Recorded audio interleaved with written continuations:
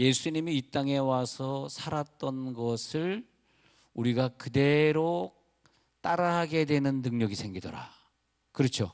예수님 속에 그런 능력이 있었는데 우리들이 예수를 믿게 되고 성령이 임함으로써 예수님의 능력을 그대로 따라서 하게 되었더라. 오늘 몇 가지 구절을 한번 적어보도록 하겠습니다. 그래서 성령이 임하시면부터 시작해서 자, 짝구절을 쭉 찾아드릴게요.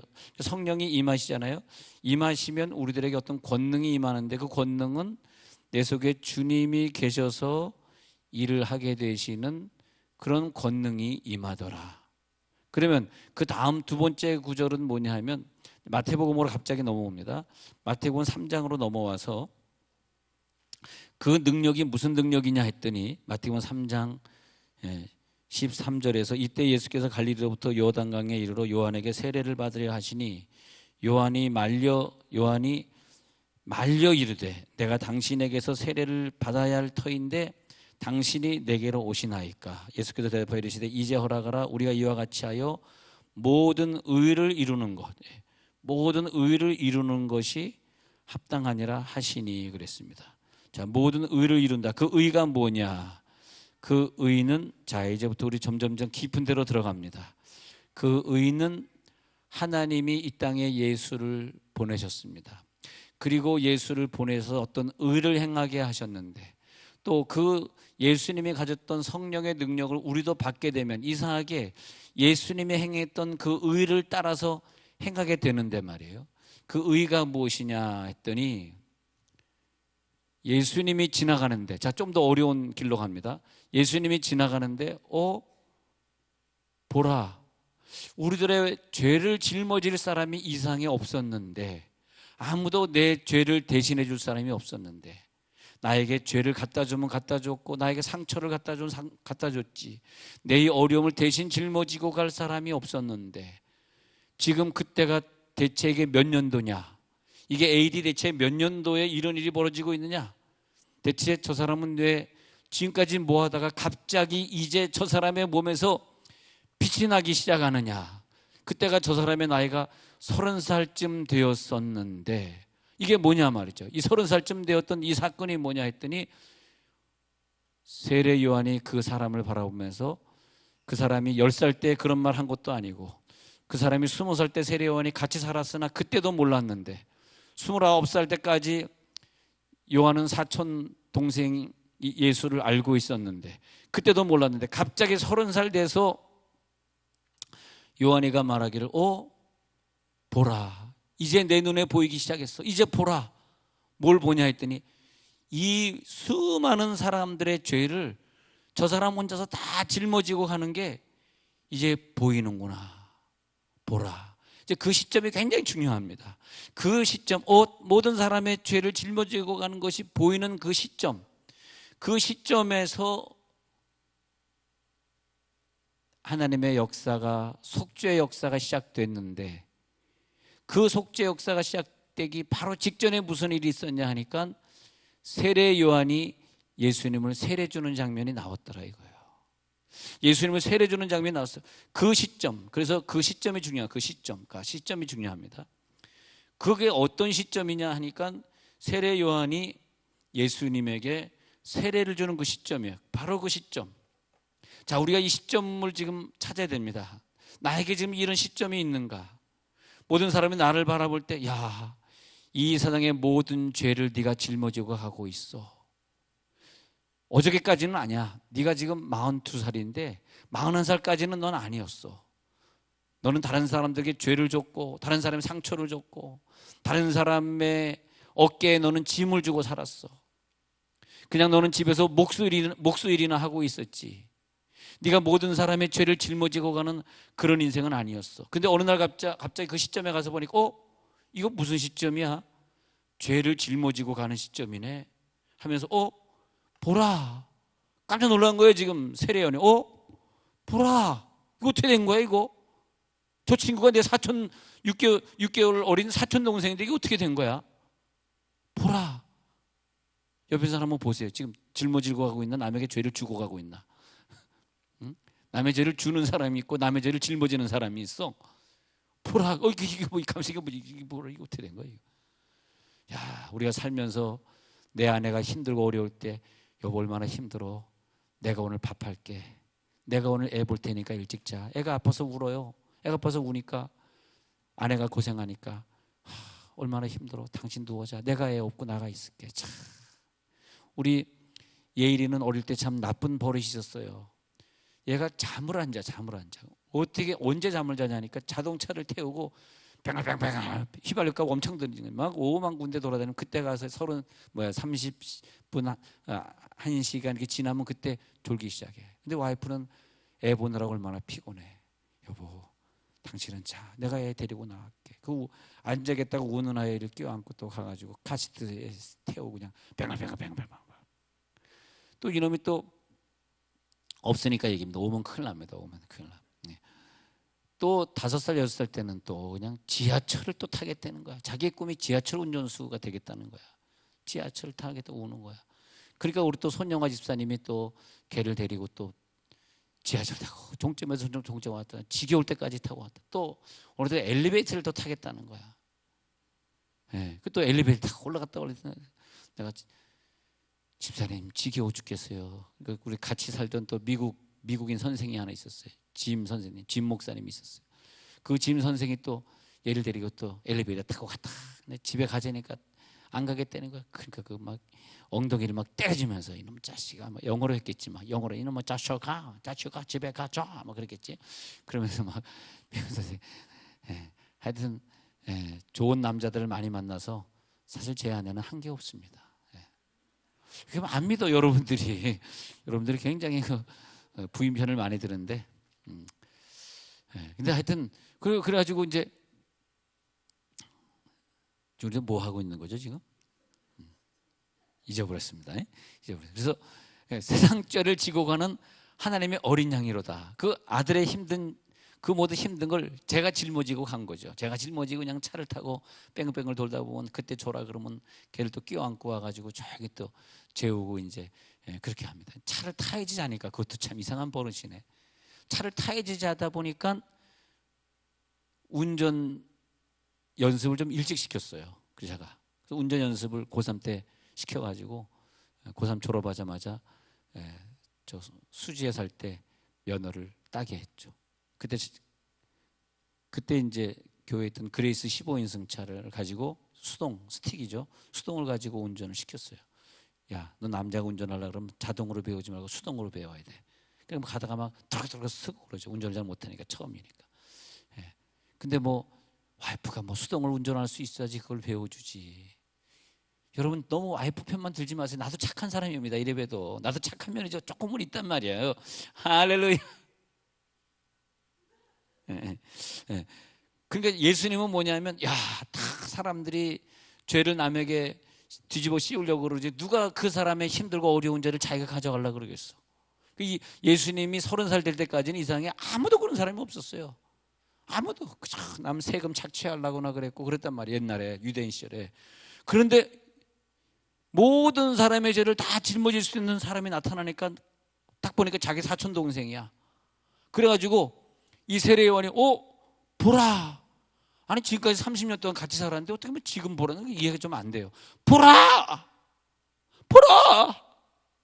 세상 죄를 지고 가는 하나님의 어린 양이로다. 그런 거죠.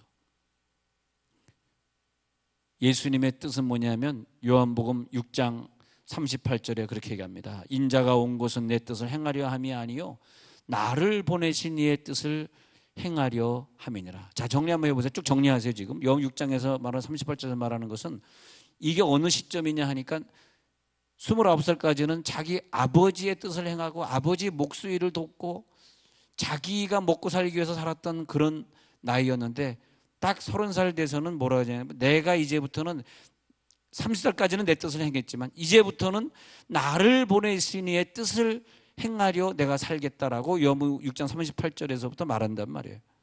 그래서 이제는 내 일을 위해서 이 땅에 온 자가 아니다. 여기서 보면요, 죄송하지만 어떤 분은 자기 일을 위해서 온 자가 있어요. 자기 일을 위해서. 우리 교회를 다녀도 그저 자기 일 때문에 왔기 때문에 자기 일이 잘 해결 안 되면 또 자기 일이 해결되는 대로 또 딴 교회로 갈 수도 있겠지. 아니면 딴 데로 또 이사를 가야 되겠지. 내 일을 행하러 왔는데 내 일하고 이 교회하고 아무 관계 없으니까 또 뭐 부산으로 이사 가고 또 뭐 외국으로 이사 갈 수 있겠죠. 그런 것처럼, 마치 그런 것처럼 우리가 이상에 왔는데 어떤 사람은 자기 일 때문에 이상에 와서 살다 가는 사람이 있어요. 근데 어떤 사람은 자기 일 때문에 온 것이 아니라 오직 나를 보내신 아버지의 뜻을 행하려 내가 왔느니라. 그 시점입니다. 그 시점. 이 시점을 좀 정리해보세요. 쭉 정리하세요. 이 정리가 안 되면, 필기가 안 되면 나중에 이게 정리가 안 되는데, 필기를 한번 쭉 해보세요. 제가 다 필기 못 해드리는데, 그럼 잘 보세요. 나의 일을 위해서 온 사람이 있고 나를 보내신 아버지의 뜻을 행하려 내가 왔느니라. 그러니까 내가 나를 보내신 아버지의 뜻을 행하려 왔기 때문에 그 다음에 다 정리가 되는 거예요. 물질 문제, 나는 물질과 관계없어. 난 아버지 뜻을 행하려 왔는데 내가 무슨 물질이 필요해. 그러잖아요. 또 그 외에도 또 사람 문제, 내가 아버지 뜻을 행하려 왔는데 뭐 상처를 주고받고 할 일이 뭐가 있어. 내가 뭘 상처받을 일이 있어. 난 아버지 뜻을 행하다 가면 되는데 난 시험 받지 않아요. 그렇게 말한단 말이에요. 또 자기의 뜻을 위하여 온 사람은 자기의 뜻대로 모든 것을 사용합니다마는, 그러나 예수님은 자기의 뜻대로 오지 않았고 아버지 뜻대로 왔기 때문에 아버지가 나를 보내신 뜻이 가장 귀하단 말이죠. 그것이 빛나는 일입니다. 빛나는 일. 사람이 빛나요. 빛이 난다니까. 만약에 여러분 어떤 사람이 자기를 위해서 사는 사람을 보면 얼마나 좀 보기 좀 누추합니까? 별로 그 사람 존경하지 않잖아요. 근데 자기의 일이 아니라 아버지의 뜻을 행하려 온 사람은 세상의 모든 것이 다 마구간이라, 거기에 똥오줌, 그 더러운 똥오줌, 동물들 똥오줌이 있는 그 마구간이라 세상은. 거기에서 태어났을 때 그 예수님은 빛이 나는 거죠. 할렐루야. 누가 그 사람을 마구간에서 태어났다고 무시하겠습니까? 누가 그 사람을 놓고 마구간에서 태어났다고 가난하다고 병신이라고 공부도 못한 자라고 누가 욕을 하겠습니까? 이 세상의 모든 건 다 마구간이라. 다 마구간이라. 그냥 거기서 하나님의 뜻을 행하려고 거기서 태어났기 때문에 그는 더 마구간에서 빛이 나는 거예요. 할렐루야. 더 거기서 빛이 나는 거예요. 내가 몸이 아프다고 누가 나를 무시합니까? 내가 돈이 없다고 누가 나를 무시합니까? 예? 나는 뭐 몸이 아프다, 돈이 없다 그래서 무시를 받아본 적도 없고 또 뭐 아프지도 않지만 무시를 당할 사람도 아닙니다. 제가 사실 직장 생활하다가 제일 힘들었던 게 그 사람과의 관계가, 난 직장 생활이 참 힘들더라고요. 예, 사람과의 관계가 제일 힘들더라고요. 그게 특히 내가 피아노 회사에서 일을 할 때 우리 사장님이 제 대학 선배였어요. 그리고 나랑 같이 조율을 하던 분이 나이가 훨씬 많은 목사님이셨어요. 지금 전라도 어디서 지금 목회하고 계시는데 은퇴하셨는지 모르겠네요. 나이가 나보다 훨씬 많은 목사님이셨고, 예. 근데 이 사장님이 중요한 건 아니지만 나이 훨씬 많은 그 목사님에겐 반말을 했는데 저에겐 못했어요. 반말을. 대학 후배인데도 불구하고. 왜 못했냐 하니까 그게 좀 내 체질에 안 맞더라고요. 그게. 그래서 직장을 결국 관뒀는데, 이게 난 직장에 좀 체질이 좀 안 맞는 사람인 것 같아. 예. 누가 나에게 경호를 써주는 게 좋지. 야, 선우건, 너 이 피아노 조율해. 오늘까지 조율해놔.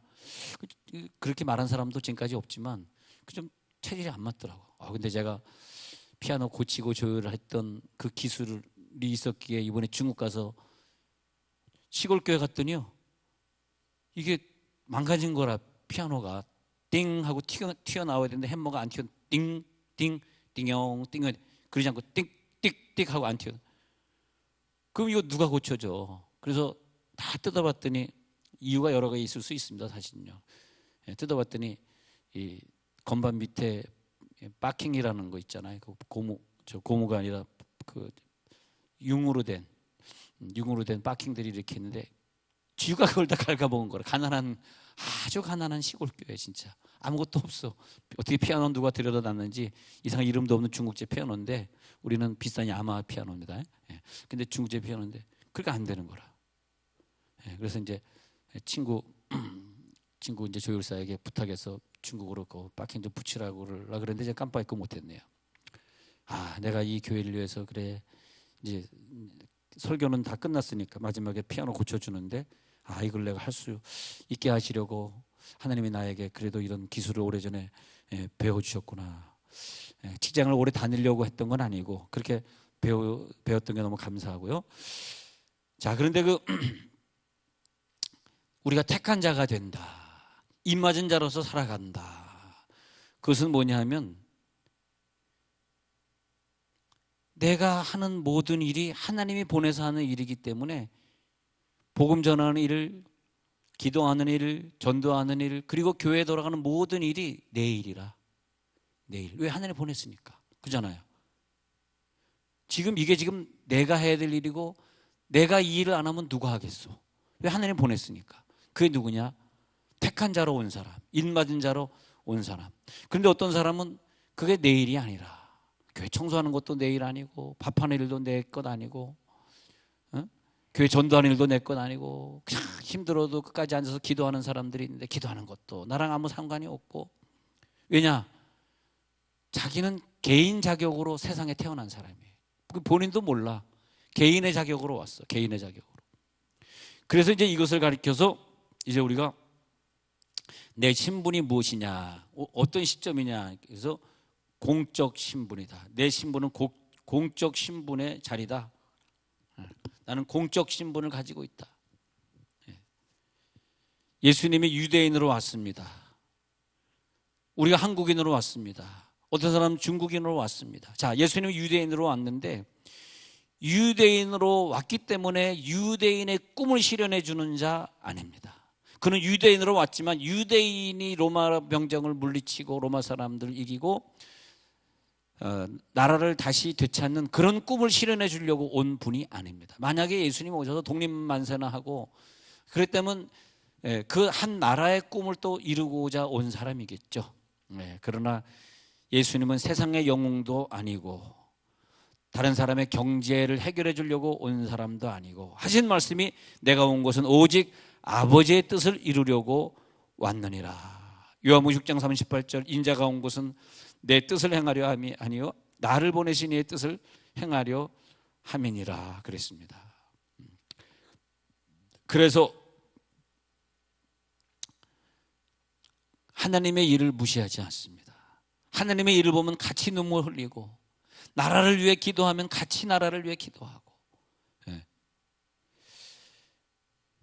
그래서 요한복음 10장 17절 또 읽어드립니다. 요한복음에 가셔서 자 10장 17절 이렇게 적어 놓으셔야 돼요. 그래야지 이어집니다. 다시 한번 쭉 집에 가서 정리해 보실 때 이 구절을 그대로 순서대로 적어 놓으셔야 됩니다.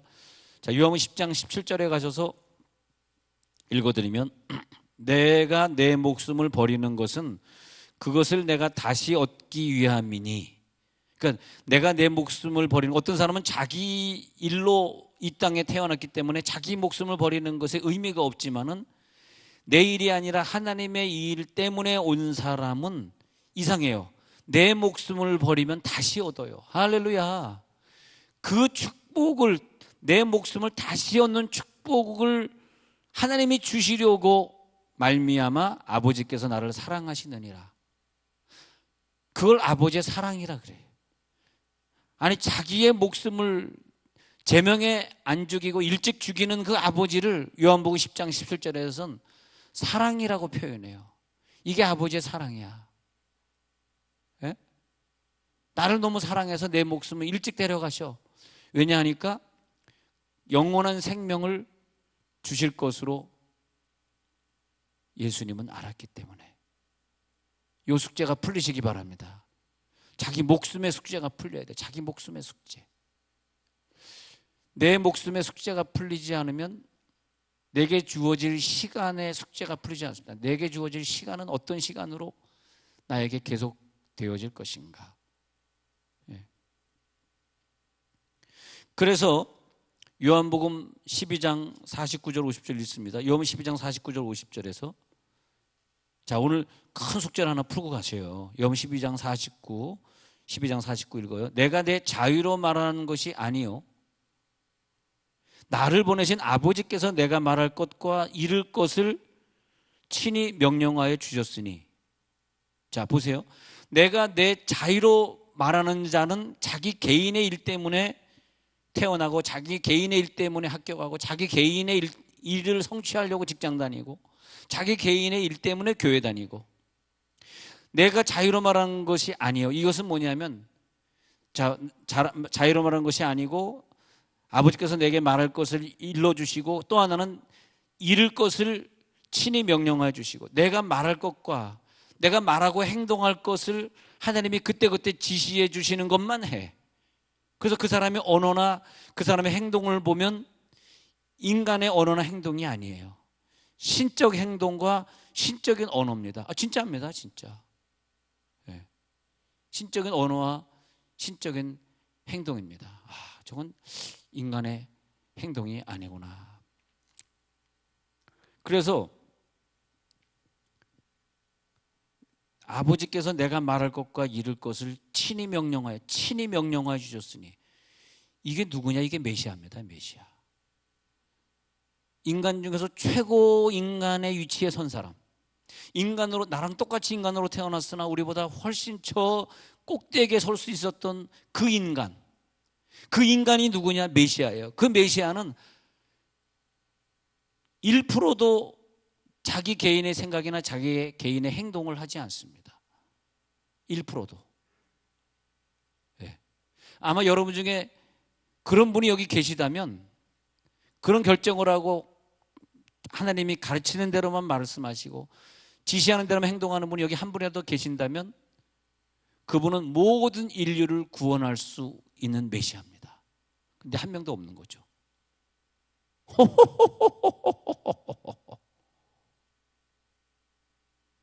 한 명도 없는 거야.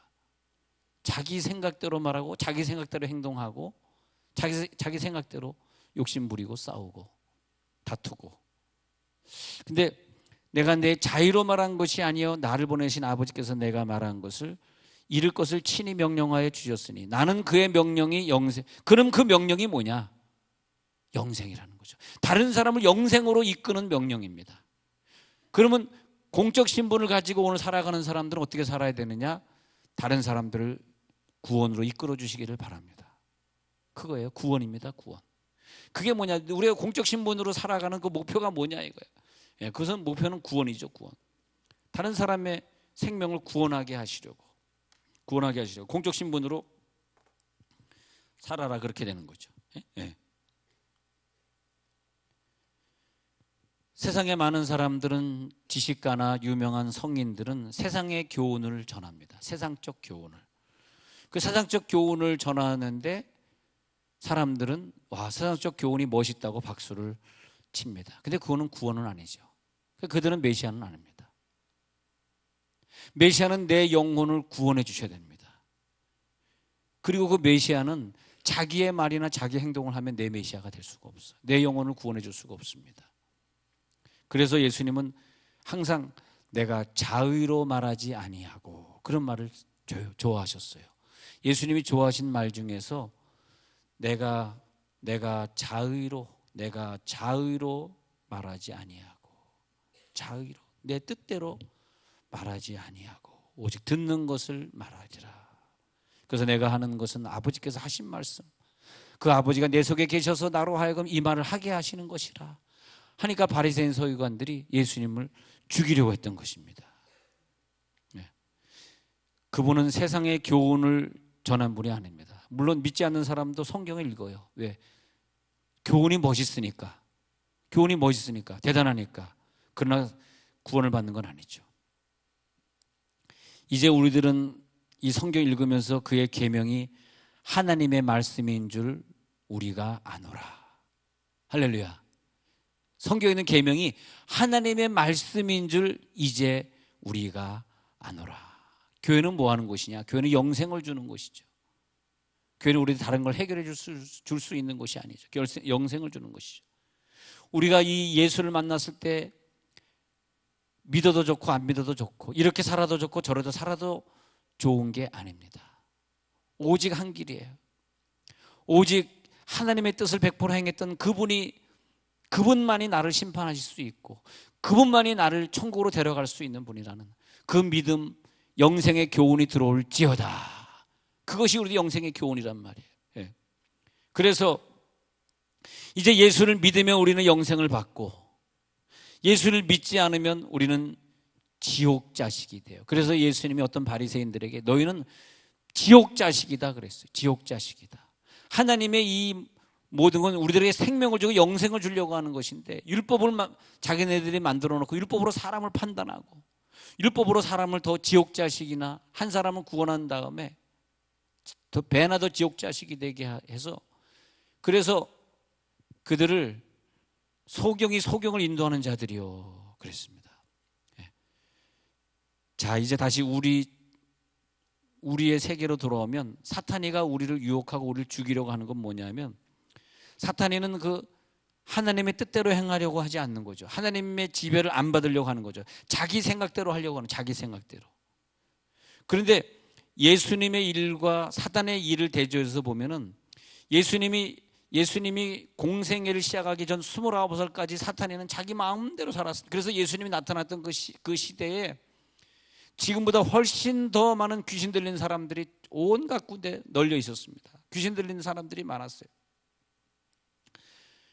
그런데 내 뜻이 아니라 나는 아버지의 뜻을 행하려 왔다라고 한 분이 갑자기 나타나니까 사탄이 깜짝 놀라면서 아직 내 때가 이르지 아니하였는데 왜 우리를 괴롭게 하려고 왔나이까?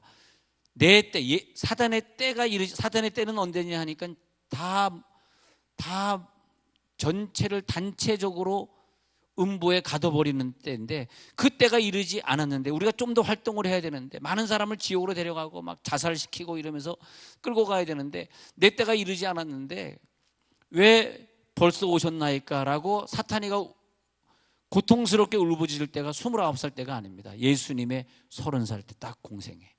그러니까 여러분 사탄과 싸워 이기시려면 오늘 기도하시면서 공적 신분을 취할지어다. 그때 사탄이가 보고 기절하고 도망가는 거예요.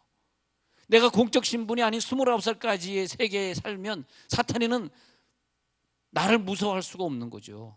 그러니까 우리들 사탄의 밥이 되는 거라. 온갖 질병에 시달리고 온갖 어려움에 시달리고 오늘 밤에 여러분들은 다 성공할 줄로 믿습니다. 마귀가 나는 당신이 누구인 줄 아노니 그렇게 표현해요. 당신은 하나님의 아들이십니다. 마귀가 알아. 마귀가 나는 당신이 누구인 줄 아노니. 우리도 몰랐는데 그때 유대인도 바리새인 서기관들을 모르는데 마귀가 먼저 알아봐. 마귀가 이거 이게 누구냐? 좀 웃어주라. 불쌍하잖아. 에? 어떻게 이렇게 내가 웃기려고 애를 쓰는데 어떻게 이렇게 여러분 웃으면 천사 얼굴이 돼요. 천사 얼굴. 근데 안 웃으면은 내가 누군지 아느니 마귀 얼굴이 돼요. 옆에서 웃어보세요. 시작. 웃어보세요.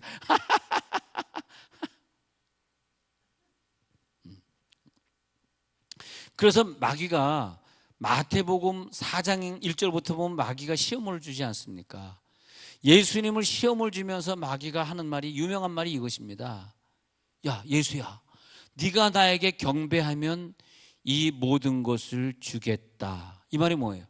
네가 나에게 경배해. 너는 하나님의 뜻을 행하려 왔는데 네가 이 시간에 잠깐 하나님의 뜻을 행하지 않고 네 생각대로 살아서 나에게 잠깐 경배하기만 하면 내가 이 모든 세상, 왜냐하면 모든 세상은 마귀의 권한에 지금 가지고 있거든요. 이 모든 세상을 너에게 줄 수 있어. 진짜 줄 수 있습니다. 줄 수 있어. 그것이 뭐냐면 예수님은 아무 권한이 없어. 난 하나님의 뜻을 행하려 온 공적 신분이지 내 사적 신분이 아니야. 네가 사적 신분만 잠깐 할 수 있으면 내가 이 모든 물질과 권세 네가 원하는 거 다 줄게. 그러면서 예수님이 공적 신분의 일을 행하려고 할 때 그것을 방해하려고 했던 거죠. 여러분, 오늘 이 비밀을 깨달아야 됩니다. 난 여러분들이 이 땅에 왜 왔는지 깨달았으면 좋겠어요. 나는 왜 이 교회에 왔는가? 나는 왜 이 세상에 왔는가? 왜 하나님이 저 사람을 내 식구로 만나게 했는가? 왜 하나님이 나에게 이런 깊이 연단을 주셔서 나를 죽이려고 하시는가? 왜 나에게 죽을 병을 주셨나 말이에요. 그랬을 때 예수님의 신분이 마태복음 3장 끝부분에서 세례 요한에게 세례받고 물에서 올라올 때 그때 갑자기 모든 사람들이 깜짝 놀랐고 주변에 있는 사람들이 놀랐고 세례 요한이 제일 놀랐는데 세례를 주고 나니까 그때 공적 신분을 하나님이 선포하셨나. 난 오늘 여러분들 기도하시다가 이 음성 들으면 좋겠어요. 이는 내 사랑하는 아들이요 내 기뻐하는 자라. 그 음성이 하늘에서 내려오면서 29살까지 자기 사촌 동생으로 같이 장난치고 놀던 사촌 동생에게 그 음성이 들리니까 이는 내 사랑하는 아들이요 내 기뻐하는 자라 할 때 세례요한은 깜짝 놀랐던 거죠. 혹시 옆에 그런 공적 신분을 가진 자가 없는지 손 한번 잡아봐요. 손 잡으면 알 수 있어. 딱 잡으면 손이 뜨끈뜨끈한 사람이 공적 신분인데 차가운 사람 있잖아. 냉기가 흐르는 사람. 그 사람은 냉혈동물이야. 냉혈동물.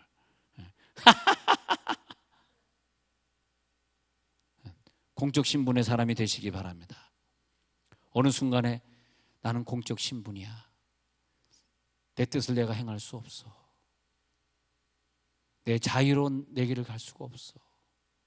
난 이제 공적 신분이야. 근데요, 공적 신분을 취득하는 순간에 예수님의 공적 신분을 딱 주기 때문에 예수님의 권세를 누리니까 그 다음에 예수님 앞에 마귀가 놀라서 기절해서 도망가듯이 그 사람 앞엔 더 이상 마귀가 주장하는 그 경제 실패든 뭐 부채의 영을, 이 부모가 부채의 영을 가지고 있는 사람, 내가 조금 잘 살아도 갑자기 부채의 영을 또 짊어지는데 부모가 기도하다가 돌아가신 분은 뭐 조금만 하더라도 사업이 잘 되는 걸 봐요. 참 이상합니다. 난 그래서 여러분들이 그런 조상이 좀 됐으면 좋겠어. 여러분 때는 힘들게 살았다 할지라도 돈이 없다 할지라도 우리 자녀들이 무슨 사업만 하고 무슨 직장만 다녀도 다 잘 될 수 있는 길이 열릴 수 있도록. 그래서 모든 건 기도의 영도 부모에게서 내려오고 물질의 영도 부모에게서 내려온단 말이에요. 재능의 신 있잖아. 재능의 신 같은 것도 물질에게 내려. 여러분들이 지금 뚱뚱한 사람은 그냥 뚱뚱한 게 아니에요. 분명히 부모가 많이 먹어서 뚱뚱했을 것입니다. 뚱뚱의 신도 부모에게서 내려오게 되어 있습니다.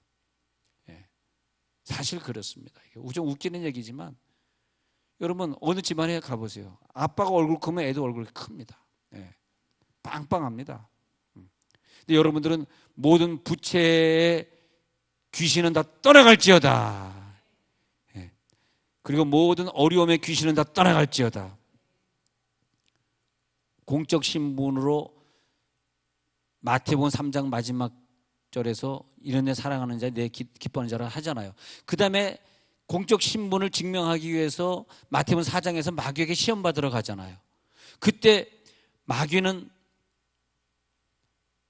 그 공적 신분에서 내려오게 하려고 네가 하나님의 아들이오든, 자, 내려오게 하려고 했던 시험을 보십시다. 그 마귀의 하는 유명한 말이 여기 적혀 있습니다. 내가 하나님의 아들이오든, 이게 공적 신분이에요. 내가 하나님의 아들이오든, 네가 하나님의 아들이오든, 즉 이것이 뭐냐면 네가 요셉의 아들 아니야. 네가 지금 요셉의 아들이야, 하나님의 아들이야. 네가 요셉의 아들이 아니라 하나님의 아들이오든 하면서 시험 주는, 뛰어내려봐라 이거죠. 네가 공적 신분이야? 그럼 뛰어내려봐. 아니, 네가 지금 공적 신분을 부인하면 이거 다 줄게. 혹은 뛰어내려봐. 이런 시험들입니다. 아들이오든 아들이오든 아들이오든.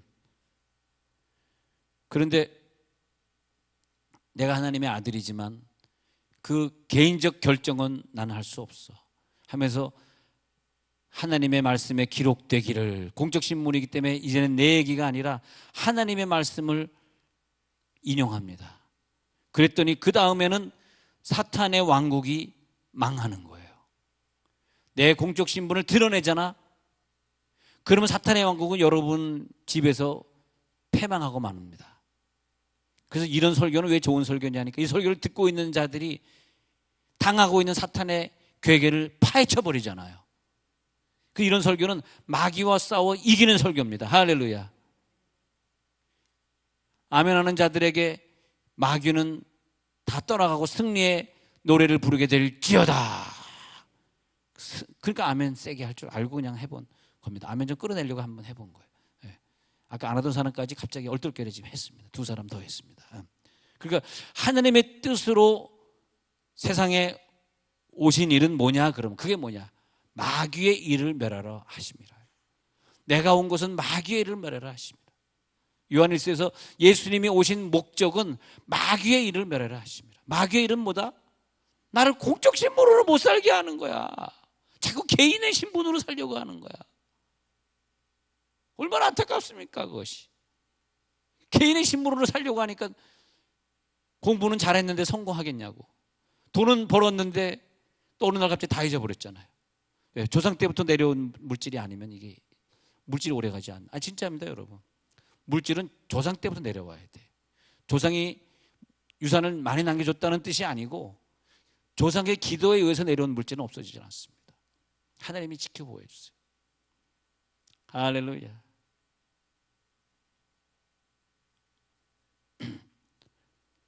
그러니까 사탄이가 항복을 해버려. 그리고 그냥 주량랑을 쳐버려. 도망갑니다. 그러면 29살까지 사탄이는 왜 정체를 안 드러내느냐? 숨어 있는 거죠. 숨어 있는 거예요. 예. 숨어 있어. 예. 숨어 있다가 그 왜 이단에 다니는 분들이 왜 각 교회 막 숨어 들어가지고 숨어 있다가 나중에 막 교인들에게 막 이상한 얘기하고 막 그러면서 교회 흉보고 목사님들 흉보고 그러면서 그러잖아요. 뭐 며칠 전에도 여기 누가 새벽기도 하다가 뭐 이렇게 내려가다가 어떤 남자분을 만났는데 뭐 논쟁을 하다가 알고 봤더니 신천지에서 막 싸우고 다시는 오지 말라고 그랬다 그러는데, 자 이렇게 숨어 있어요. 숨어 있어요. 사탄에는 숨어 있는 성질.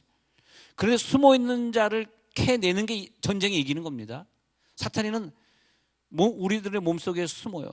그래가지고 베드로가 예수의 능력을 받기 전에는 사탄한 이들로 물러가라고 예수님이 욕을 먹었어요. 왜냐하면 예수님은 공적인 신분이니까 십자가 못 박혀 죽어야 되는데 죽지 마십시오. 그런 일이 절대 당신에게 이루어지지 아니하리이다. 이게 뭐예요?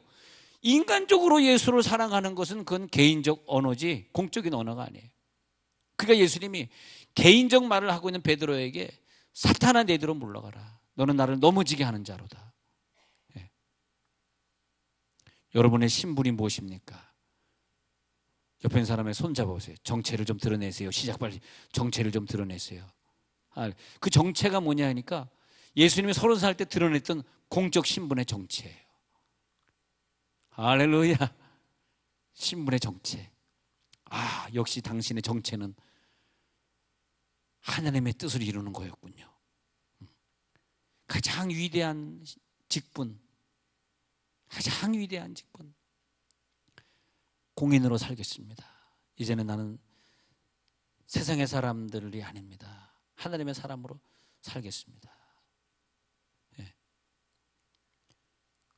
그러니까 그 공적 신문을 딱 만든 다음에 세례요한의 얘기를 제가 스토리 하다가 또 딴 데 가서 세례요한이 다시 나타납니다. 세례요한이 이런 얘기를 하죠. 우와, 저 내 사촌 동생이 아니네. 아니 아까는 그 세상 죄를 지고 온 어린 양이로다. 그 다음에 지금은 뭘 또 고백하냐 하면 요한복음 3장 30절에서도 그렇게 고백해요.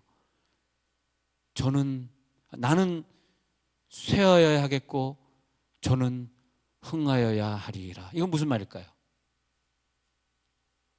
아니 나는 쇠하여야 하겠고 저는 흥하여야 하리. 그게 무슨 말이죠? 나는 쇠가 뭐예요? 쇠 빠지게 고생하는 거. 쇠 빠지게. 여러분 쇠 빠지게 고생한다는 게 쇠가 뭔지 아세요?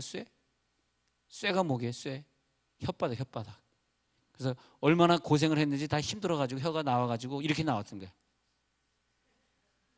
얼마나 고생을 했는지 고생 칙살나게 하고 혀 빠졌어 막. 근데 왜 우리 집에 들어가면 왜 우리 강아지는 자꾸 나에게 침을 바르는 거야? 나 제발 걔 좀 침 좀 안 바랐으면 좋겠는데. 그러면 샤워를 다시 해야 되잖아. 걔가 막 침 바른 자주고는 막 들어오서 씻는데 우리 와이프는 안 씻고 그냥 자요.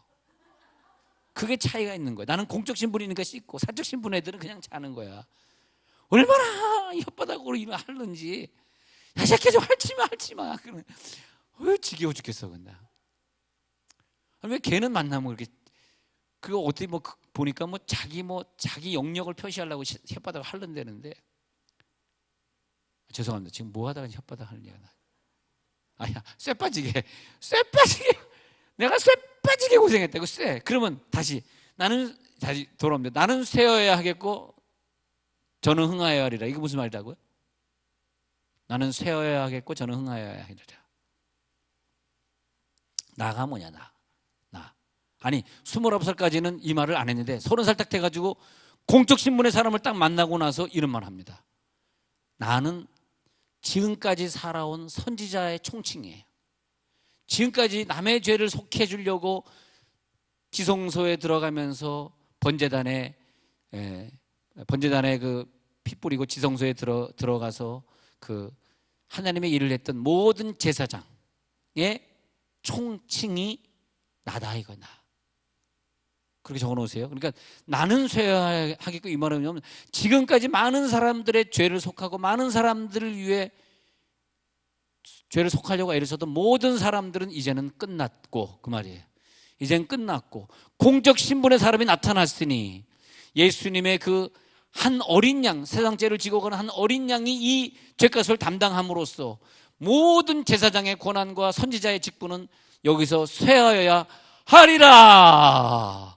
그 세례 요한의 말은 복음이었습니다. 얼마나 감사합니까? 이제는 나는 쇠. 그리고 그는 감옥에서 모든 제사장의 직분을 짊어지고 선지자의 직분을 짊어지고 감옥에서 참수죠. 목이 잘려져서 그는 순교했습니다.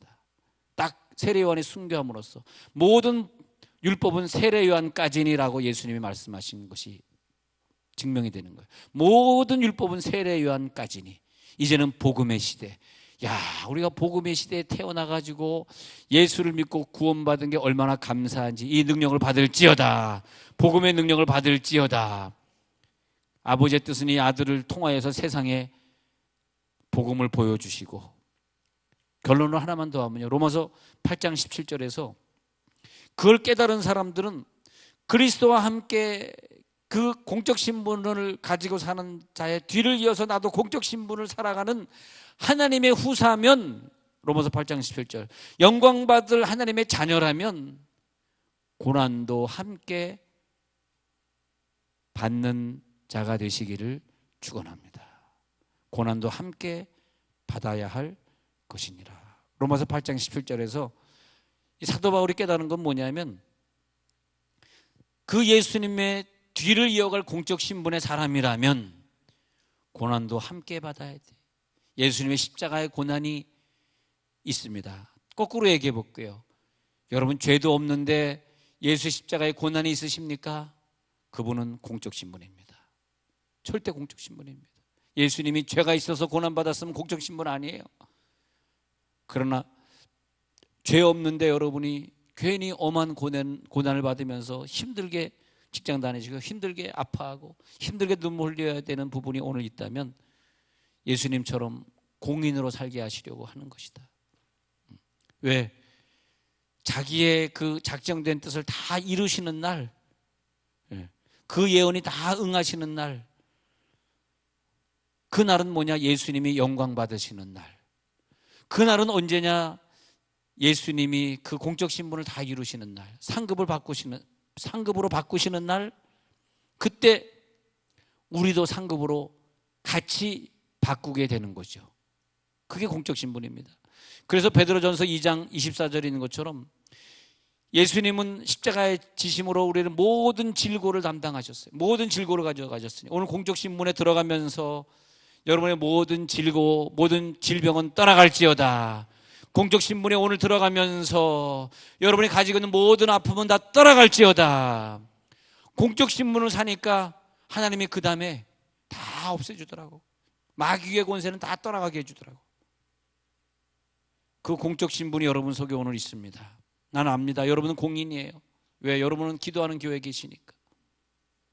이 동네에서 유일하게 기도하는 교회 여러분이 나오고 있잖아요. 여러분 공인입니다. 기도자들입니다. 그리고 여러분이 속한 그 주변이 마구간이라 할지라도 그 마구간은 여러분 때문에 빛나게 되는 거예요. 여러분, 세상에 있는 모든 것이 그 더러운 짐승들로 둘러싸여 있는 것이지만은 예수님은 말하기를 아버지께서 나를 영화롭게 하셨으니 나는 이미 영화롭게 되었다. 나는 이미 영화롭게 된 자이기 때문에 내가 태어난 곳이 마구간이든 내가 살아가는 곳, 잠자는 곳이 더러운 곳이든 아무 관계 없는 거예요. 그것이 나랑 무슨 관계가 있습니까? 내가 가난하고 내가 질병 걸린 것이 나랑 무슨 관계가 있어요? 아버지가 이미 나를 공인으로 영화롭게 하신 줄 믿으시기 바랍니다. 하나님이 나를 통해서 이미 영광 받으셨는데 내 주변에 그 아름다운 다이아몬드가 있는데 내가 이미 다이아몬드가 됐는데 그걸 포장한 포장이 조금 허술하다 그래서 나랑 무슨 상관이 있는 거예요? 포장은 좀 더러울 수도 있고 값싼 포장일 수도 있는 거죠. 난 여러분들이 나는 어떻게 순교의 자리에서 하나님을 만날 것인가, 그런 사람 되시길 바랍니다. 나는 어떻게 어느 선교지에 가서 마지막에 하나님을 만날 것인가. 난 여러분들이 순교의 경쟁의 대열에 서시기를 바랍니다. 그래서 하나님께서 우리들에게 주신 그 천국의 길에 우리가 다 서 있기를 바라는 것입니다.